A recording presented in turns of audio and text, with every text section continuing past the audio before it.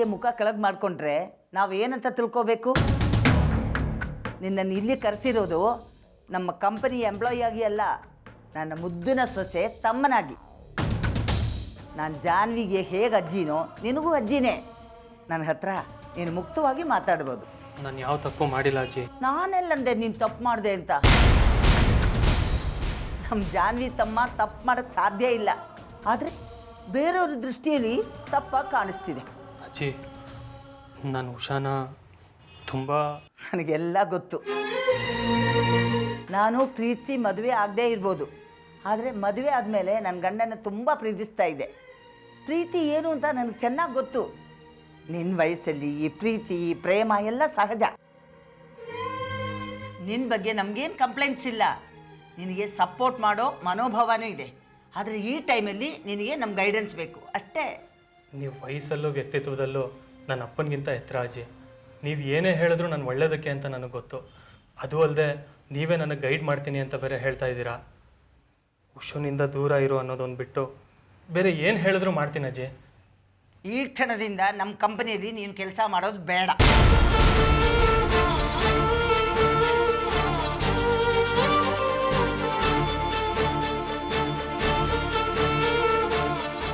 ಬೇಡ ಅಂದರೆ ಬೇರೆ ಕಡೆ ಕೆಲಸ ಹುಡ್ಕೋ. ಮೊದಲಾಗಿದ್ದರೆ ನಿನಗೆ ಕೆಲಸ ಗೊತ್ತಿರಲಿಲ್ಲ, ಅಕ್ಕ ಭಾವನ ಸಪೋರ್ಟ್ ನಿನ್ಗೆ ಬೇಕಾಗಿತ್ತು. ಆದರೆ ನೀನೀಗ ತುಂಬ ಚೆನ್ನಾಗಿ ಕೆಲಸ ಕಲ್ತಿದ್ಯಾ, ಇನ್ನೊಬ್ರಿಗೆ ಹೇಳ್ಕೊಡೋ ಅಷ್ಟು. ಮತ್ತೆ ಆ ಕಂಪ್ನಿಯಿಂದ ಆಚೆ ಹೋಗುವಂತಿದ್ದೀರಾ? ನಿನ್ನ ಬುದ್ಧಿವಂತಿಕೆ ನಮ್ಮ ಕಂಪ್ನಿಯಲ್ಲಿ ಕಂಪ್ಲೀಟಾಗಿ ಯೂಸ್ ಆಗ್ತಿಲ್ಲ ಅಂತ ನಮಗೆ ಅನಿಸ್ತಿದೆ. ಅದು ಅಲ್ಲದೆ ನಿನ್ನ ಮನಸ್ಸು ಚಂಚಲ ಆಗ್ತಿದೆ. ಹೇಗೂ ನಮ್ಮ ಭಾವನ್ ಕಂಪ್ನಿ ಅಂತ ನೀನು ಸರಿ ಕೆಲಸನೂ ಮಾಡ್ತಿಲ್ಲ, ಎಲ್ಲನೂ ಗ್ರಾಂಟೆಡ್ ಆಗಿ ತೊಗೊಂಡಿದೀಯಾ. ಆಗ ಆ ಹುಡುಗಿ ಉಷಾಗಿಯೂ ನಿನ್ನ ಮೇಲೆ ನಂಬಿಕೆ ಬರಲ್ಲ. ಇದೇ ಕೆಲಸನ ನೀನು ಬೇರೆ ಕಂಪ್ನಿಯಲ್ಲಿ ಮಾಡು, ಒಂದು 5,000 ಕಮ್ಮಿ ಬಂದರೂ ಪರವಾಗಿಲ್ಲ, ಅದರಲ್ಲಿ ಸಿಗೋ ಖುಷಿನೇ ಬೇರೆ. ಈ ಕೆಲಸನ ಶ್ರದ್ಧೆಯಿಂದ ಮಾಡು, ಒಳ್ಳೆ ಹೆಸರು ಸಂಪಾದನೆ ಮಾಡು, ಆಗ ಬೇರೆಯವರಿಗೂ ನಿನ್ನ ಮೇಲೆ ನಂಬಿಕೆ ಬರುತ್ತೆ. ನಿನ್ನ ಸಪೋರ್ಟ್ಗೆ ನಾವಿದ್ದೀವಿ. ಅದುವರೆಗೂ ನಿನಗೆ ಮನೆ ನಡೆಸೋಕ್ಕೆ ಹಣದ ಸಹಾಯ ನಾವು ಮಾಡ್ತೀವಿ. ಉಷಾ ನಿನ್ನನ್ನು ಒಪ್ಪಬೇಕಾದ್ರೆ ನೀನು ಜವಾಬ್ದಾರಿ ಇರೋ ಹುಡುಗ ಅನ್ನೋದನ್ನ ಪ್ರೂವ್ ಮಾಡಬೇಕು. ತನ್ನ ಗಂಡ ಇನ್ಯಾರನ್ನೋ ನಂಬ್ಕೊಂಡು ಬದುಕ್ತಿದ್ದಾನೆ ಅನ್ನೋದನ್ನು ಯಾವ ಹುಡುಗಿನೂ ಸಹಿಸಲ್ಲ. ನೀನು ನಾವು ಹೇಳ್ದಾಗ ಕೇಳಿದರೆ ಅದೇ ಹುಡುಗಿ ಉಷಾ ಜೊತೆ ನಿನ್ನ ಮದುವೆ ನಾವು ಮಾಡಿಸ್ತೀವಿ.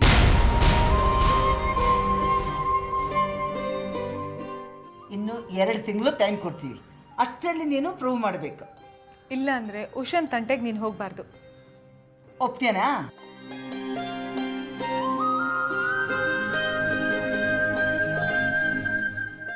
ಓಕೆ ಅಜ್ಜಿ. ಅಪ್ಪ ಅಪ್ಪ ಅಪ್ಪ ಅಪ್ಪ ಏನು? ಬೇಡ ಬೇಡ ಸಾಕು. ಏನು ಇಷ್ಟೊಂದು ಖುಷಿಯಾಗಿದೆಯಾ? ಕೆಲಸ ಸಿಕ್ಬಿಡ್ತಪ್ಪ. ಸುನಿಲ್ ಕಂಪ್ನಿಲೇ ಕೆಲಸ, 20,000 ಸಂಬಳ ಕೊಡ್ತಾರಂತೆ ಅವನು ಅಸೋಸಿಯೇಟ್ ಆಗಿ. ರವಿ, ನಿಮ್ಮ ಭಾವನ ಕಂಪ್ನಿಲಿ ನಿನಗೆ 30,000 ಸಂಬಳ ಕೊಡ್ತಿದ್ರಲ್ಲ. ಈಗ ಅದಕ್ಕೆಲ್ಲ ತಲೆ ಕೆಡ್ಸ್ಕೊಂಡು ಕೂತ್ಕೊಳ್ಳೋಕ್ಕಾಗಲ್ಲಪ್ಪ. 10,000ನೋ 20,000ನೋ ಕರೆದು ಕೆಲಸ ಕೊಟ್ಟಿದ್ದಾರೆ, ನಾನು ಮಾಡ್ಬೇಕಲ್ವಾ? 1-2 ತಿಂಗಳು ನಾನು ಕೆಲಸ ಚೆನ್ನಾಗಿ ಮಾಡಿದ್ರೆ ಅವರೇ ಜಾಸ್ತಿ ಮಾಡ್ತಾರಪ್ಪ ಸಂಬಳ. ಹೌದಲ್ವಾ? ಅಲ್ಲಾದರೂ ಚೆನ್ನಾಗಿ ಕೆಲಸ ಮಾಡ್ಕೊಂಡು ಹೋಗೋದು. ಆಯ್ತಪ್ಪ. ಜಾನ್ವಿ ಈಗ ತಾನೇ ಫೋನ್ ಮಾಡಿದ್ಲು, ರವಿ ಕೆಲಸ ಸಿಕ್ಲಿಲ್ಲ ಅಂತ ಕೊರಗ್ತಾ ಇದ್ಲು. ಅವಳಿಗೆ ಫೋನ್ ಮಾಡಿ ಹೇಳ್ಬಿಡ್ತೀನಿ. ಅವಳಿಗೇನು ಫೋನ್ ಮಾಡಬೇಡಿ ಬಿಡಿ, ಇಷ್ಟೊತ್ತಿಗಾಗಲೇ ಅವಳಿಗೆ ವಿಷಯ ಮುಟ್ಟಿರುತ್ತೆ. ನೀನು ಹೇಳ್ದ? ಇಲ್ಲಪ್ಪ. ಮತ್ತೆ ಸುನೀಲಪ್ಪ ಬಿಟ್ಟಿರ್ತಾನ, ಇಷ್ಟೊತ್ತಿಗಾಗಲೇ ಫೋನ್ ಮಾಡಿ ಪುಂಗಿ ಊದಿರ್ತಾನೆ. ಅಪ್ಪ, ಇದು ಪಾಪುದು ಫಸ್ಟ್ ಬರ್ತ್ಡೇ. ಇಷ್ಟು ದಿನ ಕೆಲಸ ಸಿಕ್ಕಿಲ್ಲ ಅನ್ನೋ ಫೀಲಿಂಗ್ ಅಲ್ಲಿದ್ದೆ. ಇವಾಗ ಕೆಲಸ ಸಿಕ್ಕಿದೆ, ಅಕೌಂಟಲ್ಲಿರೋ ದುಡ್ಡೆಲ್ಲ ಕ್ಲೀನ್ ಕಿಸ್ನಪ್ಪ ಮಾಡಿ ಪಾಪಗೊಂದು ಒಳ್ಳೆ ಗಿಫ್ಟ್ ತಗೊಳೋಣ, ಏನಂತ್ಯ? ಸರಿ ಕಣ. ಯಾಕಪ್ಪ ಇಷ್ಟೊಂದು ಡಲ್ಲಾಗಿ ಹೇಳ್ತಾ ಇದೆಯಾ? ಅದು ಸುನಂದ ಬರಲ್ಲ ಅಂತ ಹೇಳ್ತಿದ್ದಾಳೆ. ಯಾಕೆ? ಯಾಕಂತೆ? ಅಲ್ಲಪ್ಪ, ಮೊಮ್ಮಗಳು ಹುಟ್ಟಿದಬ್ಬಕ್ಕೆ ಬರಲ್ವಾ? ನನ್ನನ್ನು ಯಾರೂ ಕರೆದಿಲ್ಲ ಅಂತ ಅವಳದೊಂದು ಗೋಳು. ಯಾರು ಯಾಕಪ್ಪ ಕರಿಬೇಕು? ಹೊರಗ್ನವ್ರು ಆದ್ರೆ ಕರೀತಾರೆ, ನಾವು ಸ್ವಂತದವ್ರು ತಾನೆ. ನಾನು ಅದನ್ನೇ ಹೇಳ್ದೆ ಕಣೋ, ಆದರೆ ಅವರು ನನ್ನ ಸ್ವಂತದವರು ಅಂತ ಅನ್ಕೊಂಡಿಲ್ಲ ಅಂತ ಹೇಳ್ತಿದ್ದಾಳೆ. ನಾನು ಮುಂಚೆ ಮಾಡಿದ್ದ ಅನ್ಯಾಯನ ಮರ್ತಿಲ್ಲ. ಮೊನ್ನೆ ನಾನು ಸ್ವೀಟ್ ಕೊಡೋಕೆ ಹೋದಾಗ ಅನ್ಪೂರ್ಣಮ್ಮನವರು ಸರಿಯಾಗಿ ಮಾತಾಡಲಿಲ್ಲ ಅಂತ ಹೇಳ್ತಿದ್ದಾಳೆ ಕಣೋ. ದೊಡ್ಡವರು 4 ಮಾತು ಹೇಳ್ತಾರೆ, ಅದನ್ನು ನಾವು ತಿದ್ಕೊಂಡು ಹೋಗ್ಬೇಕು ಅಂತ ಹೇಳಿದೆ. ಆದರೆ ಅವಳು ಕೇಳ್ತಾನೇ ಇಲ್ಲ. ಮೊಮ್ಮಗಳು ಹುಟ್ಟಿದಬ್ಬಕ್ಕೆ ಹೋಗಿಲ್ಲ ಅಂದರೆ ಅವ್ರುಗಳೆಲ್ಲ ಏನು ತಿಳ್ಕೊಳ್ಳಲ್ಲಪ್ಪ. ಪಾಪ ಅಕ್ಕ ನಮಗೋಸ್ಕರ ಏನೆಲ್ಲ ಮಾಡಿದ್ದಾಳೆ, ಅಮ್ಮನಿಗೋಸ್ಕರ ಏನೆಲ್ಲ ಮಾಡಿದ್ದಾಳೆ. ಅಮ್ಮನೇ ಬರಲ್ಲ ಅಂದರೆ ತಪ್ಪಾಗಲ್ವಪ್ಪ ಅದು? ಆಗುತ್ತೆ ಕಣೋ, ಆದರೆ ಇವಳಿಗೆ ಬುದ್ಧಿ ಹೇಳೋದು ಯಾರು?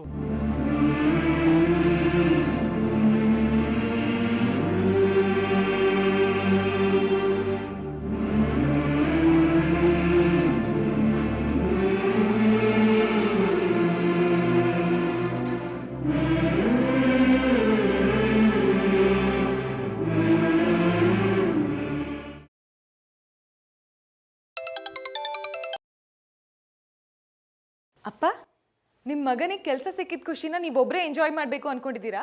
ಈ ಬಡಪಾಯಿ ಮಗಳಿಗೆ ಹೇಳ್ಬೇಕು ಅನ್ಸ್ಲಿಲ್ವಾ ನಿಮಗೆ? ನಿನಗೆ ಸುನಿಲ್ ಮುಖಾಂತರ ಗೊತ್ತಾಗಿರುತ್ತೆ ಅಂತ ಅಂದ್ಕೊಂಡೆ. ಕರೆಕ್ಟಾಗಿ ಗೆಸ್ ಮಾಡಿದ್ದೀರಾ. ಮಗನಿಗೆ ಕೆಲಸ ಸಿಕ್ತು ಅಂತ ಈಗಲಾದ್ರೂ ಸಂತೋಷನಾ? ಮಗನಿಗೆ ಕೆಲಸ ಸಿಕ್ಕಿರೋದು ಸಂತೋಷ ಇದೆ, ಆದರೆ ಅಪ್ಪ, ನಿಮ್ಮ ಮಗನ ವಿಷಯ ನಮ್ಮ ಮನೆಗೆ ಬಂದ ಮೇಲೂ ಮಾತಾಡ್ಬೋದು. ಈಗ ನನ್ನ ಮಗಳ ವಿಷಯ ಹೇಳ್ಬಿಡ್ತೀನಿ. ನನ್ನ ಮಗಳ ಬರ್ಡೇ ಪಾರ್ಟಿಗೆ ನೀವು ಬೆಳಗ್ಗೆನೆ ಬೇಗ ಬಂದ್ಬಿಡ್ಬೇಕು. ಅದು ಇದು ಅಂತ ನೆಪ ಹೇಳ್ಬಾರ್ದು. ಅಮ್ಮನಿಗೂ ರವಿಗೂ ಕರ್ಕೊಂಡು ಬೆಳಗ್ಗೆ ಬೇಗನೆ ಬಂದ್ಬಿಡ್ಬೇಕು. ತಾತ ಅಜ್ಜಿ ಬರೋ ತನಕ ಕೇಕ್ ಕಟ್ ಮಾಡಲ್ಲ ಅಂತ ನನ್ನ ಮಗಳು ಹೇಳಿದಾಳೆ. ಲೇಟ್ ಮಾಡಬೇಡಿ. ಮಗಳೇ, ನಾನು ರವಿ ಬರ್ತೀವಿ. ಮತ್ತಮ್ಮ?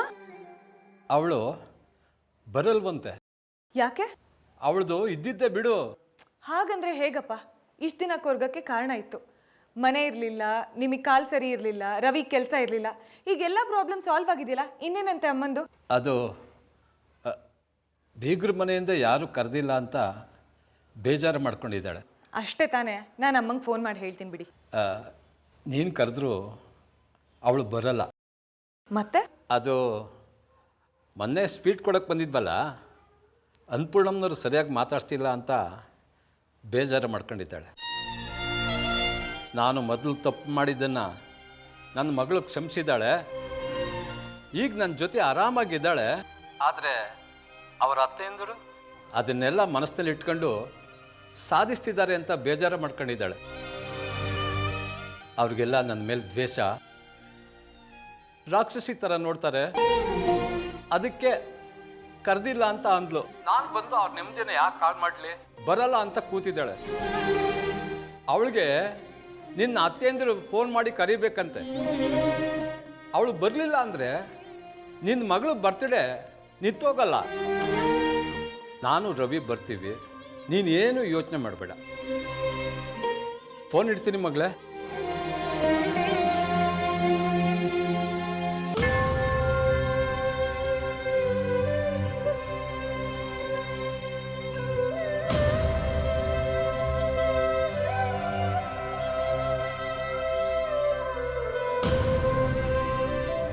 ಇಲ್ದೇ ಇರೋರ ಬಗ್ಗೆ ಡೀಟೇಲ್ಸ್ ಏನೋ ಕಲೆಕ್ಟ್ ಮಾಡ್ಬೋದು.